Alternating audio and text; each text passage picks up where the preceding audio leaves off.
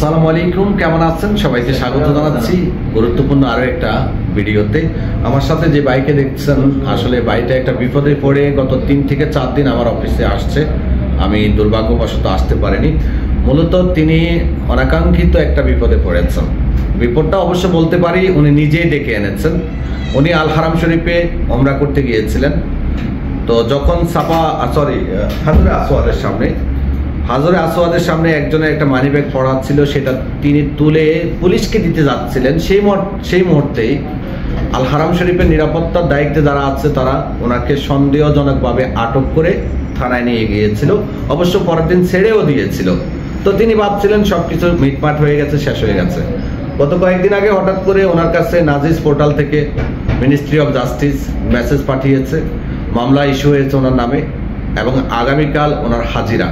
আসলে প্রথমে আমরা ভাইয়ের কাছ থেকে শুনতে চাচ্ছি যে আল হারাম শরীফে যারা ওমরা করতে আসেন, আপনি যে কোনো সময় অনাকাঙ্ক্ষিত কারণে বিপদে পড়তে পারেন। ভাই, কি হয়েছিল ওই দিন আপনার সাথে?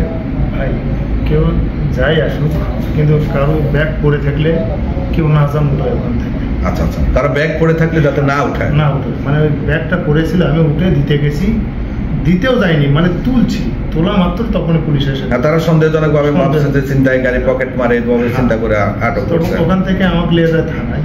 নিয়ে যাওয়ার পর আমার মানি ব্যাগ হাতে বাইরের টাকা ছিল, আমি তো হারামে কাজ করি, বাইরে কিছু টাকা ছিল আমার কাছে, ডলার ছিল $1, কুয়েতি টাকা ছিল, কুয়েতি দিনার ছিল, দুবাইয়ের কিছু টাকা ছিল।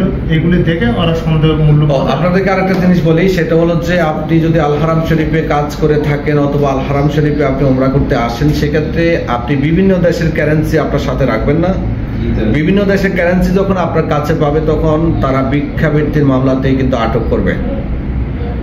এইখানে যে হাদিয়া দিয়ে থাকে, এটাকে কিন্তু অপরাধ হিসেবে গণ্য করা হয়। তো সেটাও আপনাকে সতর্ক থাকতে হবে। আরেকটা বিষয়, আপনাদেরকে সবসময় সতর্ক থাকতে হবে, যখন তাওয়াফ করবেন যতটা পারেন দূরত্ব রেখে তাওয়াফ করার চেষ্টা করবেন। ধাক্কাধাক্কি করতে গেলেও কিন্তু অনেক সময় বিপদে পড়তে পারেন।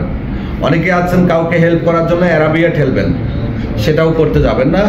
কারণ অ্যারাবিয়া ঠেললে আমরা অনেকে আছে হয়তো বয়স্ক মানুষ দেখলে হেল্প করতে চাই, আপনি হেল্প করবেন, কিন্তু প্রশাসন সেটাকে ওই যে যারা অ্যারাবিয়া নিয়ে ব্যবসা করে বা লোকজন উঠায় তাদের মনে করে আপনাকে আটক করবে। আপনারা যারা ওমরা করতে আসবেন, বিভিন্ন সেলুনের সামনে দাঁড়াবেন না। সেলুনের সামনে দাঁড়ালে আপনি সেলুনের দালাল মনে করে আপনাকে আটক করে নিয়ে যেতে পারে। এছাড়া জমজমের পানি নিয়ে এদিক সেদিক বেশি দৌড়াদৌড়ি করতে যাবেন না। অনেক সময় কিন্তু জমজমের পানির জন্য আটক করে। উনি হারাম শরীফে ডিউটি করে, আমি মক্কায় থাকি। আরো অনেকগুলো বিষয় আছে, যেমন বড় যখন বাসগুলো আসে সেগুলোর পাশে না দাঁড়ানো উত্তম। হামলার লোক মনে করে আপনাকে সেখানেও আটক করতে পারে।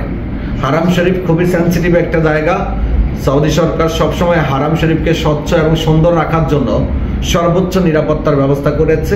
আর সেই নিরাপত্তায় অনেক সময় অনাকাঙ্ক্ষিতভাবে অনেকে আটক হয়, আবার অনেকে অপরাধ করেও আটক হয়। তাই আপনাদের কাছে বলবো যে আল হারাম শরীফে ওমরা করতে আসলে সচেতন থাকবেন, সতর্ক থাকবেন, নাহলে ভাইয়ের মতো বিপদে পড়তে পারেন। আল্লাহ ভাইকে উদ্ধার করুক। দোয়া করি আগামীকাল যাতে তিনি সুস্থভাবে সুন্দরভাবে শেখকে সবকিছু বোঝাইয়া বলতে পারে, তার জন্য সবাই দোয়া করবেন।